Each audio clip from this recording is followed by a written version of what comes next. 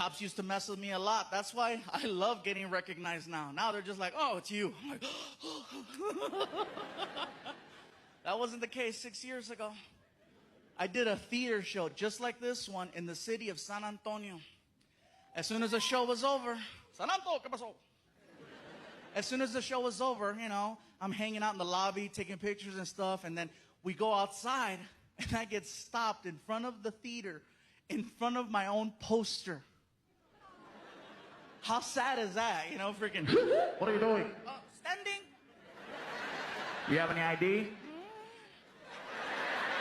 Every chance I get to have fun with them, I will. Last time I got stopped, the cop came to the car all mean. You know why I stopped you? I looked at him with a straight face and I said, 'cause I'm black. Hell yeah, man. What's up, player? He turned the flashlight on, you guys. Get the hell out of here, stupid. Mexicans, be careful, 'cause we have rednecks too. We do, and they sound exactly like the white ones. You guys are real quiet, huh? You don't believe me? Watch this. White redneck. I'll tell you what. Mexican redneck. ¿Sabes qué, güey? Uh-huh. White redneck. Ding, ding, ding, ding, ding, ding, ding, ding, ding, ding, ding, ding. Mexican redneck. We put words and moves to that. Bailamos con el tuca, bailamos con el tuca, tuca, tuca, tuca. Same guy. My father was a mariachi. I swear to God, dude, he's one of those straight up, you know. And my mom hooked up with him about 30 plus years ago one night, and 9 months later, tan tan, and I came out. So I have a vague memory of my father. I knew him until I was about, maybe 4 years old, and then apparently they got the band back together and he took off. And I don't remember exactly what he looks like. And sometimes I'll take my mom out to dinner and I'll go, Mom, just, I don't mean to bug you about this, but, what does he look like? Do you have any photos or anything I can get an idea and stuff? And my mom, she's funny. She grabs the hot sauce. He looks like that. For those of you that don't remember, I used to say that there were 5 levels of fatness. Reason why I say used to say is because now there are 6. I met the new one in Las Cruces. The original 5 levels are big, healthy, husky, fluffy, and damn. People ask, what could be bigger than damn? The new level's called, oh, hell no. What's the difference? You're still willing to work with level 5. Example, if you're on an elevator and you're with your friend and this really big guy gets on and you and your friend look at each other and you're like, damn. But you still let the big guy ride your elevator. Level 6, you see walking towards your elevator.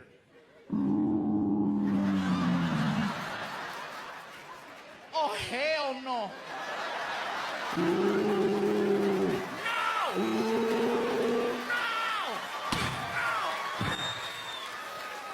That's the difference. I made the mistake one night of assuming the guy working the stand was Mexican. He wasn't. So I walked up to this guy at the stand and I was like, he reminded me of a tío, so I was like, hey, ¿qué onda, compa? ¿Cómo estás? And which is like, hello, friend, how are you? And he responded, what are you saying to me? I'm sorry, sir, I thought you were Mexican. No, I am not a Mexican. I am not a Mexican. I am Greek. Greek?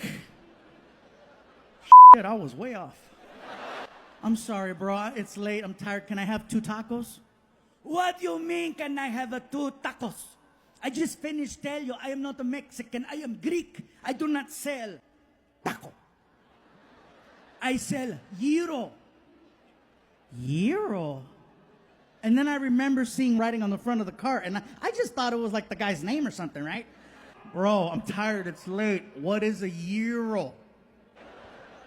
It's like a taco. He went to the bathroom like 10 times a night. After like 10 years, my tia was like, you gotta go to the doctor after 10 years. The doctor looks at him, he goes, you have prostate cancer. He looks at his wife, you heard what he told me? You heard? I heard. Tell her, because I heard that I have prostate cancer. Chinga. You make me come to the doctor and now I got prostate cancer. Fuck, I didn't have it yesterday, but fuck it today. Do you know what fake legs look like when I was a kid? Huh? First of all, there was only one color. It was like Band-Aid color. And everybody knew you had a fake leg. And you were fucking walking down the street and, you've got a fake leg. What do you think happened? Motorcycle accident. Fell down a flight of stairs. Got impatient with a wood chipper. Right? Everybody knew you had a fake leg. Now, if you have fake legs, you're not allowed to compete with people with real legs in the Olympics because not having legs is now more of an advantage than having real legs. Doctors make better legs than God. All right, your calves and your feet flopping around are no match for a couple of sickles. These people just skiing down the fucking street. You get them by some train tracks that go downhill, you're never gonna see them again.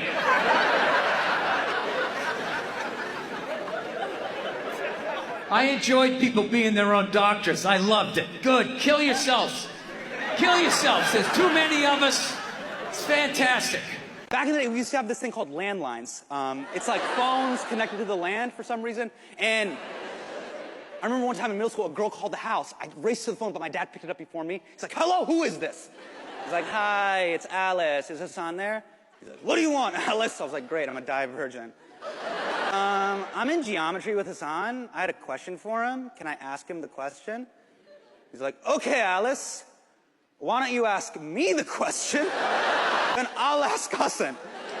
That's basically the way our parents are. Ages 0 through 30, they're like, no girls, right? Then when you're 35, they're like, why can't you talk to girls? That's basically it. You're like, that would kill me. Still not as depressing as that goddamn photo of Kumail Nanjiani. Don't clap. Don't you dare clap at this photo. This is a personal attack. No! This is a personal attack! When he dropped this photo, he low-key tagged every brown dude in this room. Do you understand? He's like, hey, what's up, man? I'm Kumail. What's up, man? I'm from Karachi. What are you doing with your life? I'm like, fuck you, Kumail! How dare you show white people what we could look like? That's why I love Aziz. He set the bar right where it should be. Do you understand? 5'2", built like a laddu. He's eating pasta all day, right? He's just like, ooh, yummy, ooh, pasta, ooh, rigatoni, yes! Rigatoni, karaka gormato, tusamume. You think I can eat pasta when this exists? This is cyberbullying! At work, it's all about being wasteful with no remorse. You don't feel a thing. You don't feel a thing. Have you ever thrown away documents that you just printed? You just clicked print all. It just came out. It's a fresh little stack. Have you ever thrown away warm paper? It feels wrong. Feels like maybe you should wait for it to cool down before you throw it in the garbage. It just got here. Let it live a little bit. But you don't hesitate, because that office life made you a gangster. My big plan was to teach my children responsibility by selling posters after one of my shows. So I texted my teenager, I'm like, do you want to sell posters after my show? I'll pay you. She texted back, great, sounds good. So then I texted my teenager, I'm like, do you want to sell posters after my show? I'll pay you. He texted back, no thanks, I don't need the money. He doesn't have any money. He has my money. I just texted back, you're out of the will. I'm kidding, he was never in it. And he ran up to me. He always with me, but because he's got such a beautiful head of hair, right? It's beautiful, man. And he looks like one of the Jacksons from the Five, like, hey, like.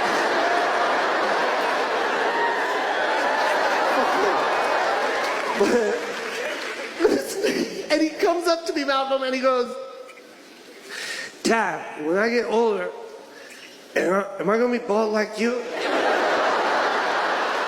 And that hurt me so bad. Like, he doesn't understand how hard that hurt. And I was like, so I wanted to like let him know that it hurt, but not with words, just by my tone. I was like, you know what, Joe? You get your hair from your mom's side. And on your mom's side, everyone has a full head of hair. That's probably why you have so much hair. So you don't have to be worried about being bald like your dad. And my son goes, sweet. Like R&B, like 90s R&B music, that's my shit.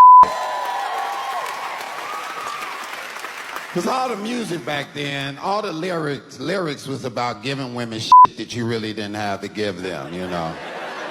Like that one group, After Seven, they had this one song, the lyrics went, I give you the sun, the rain, the moon, the stars, and the mountains.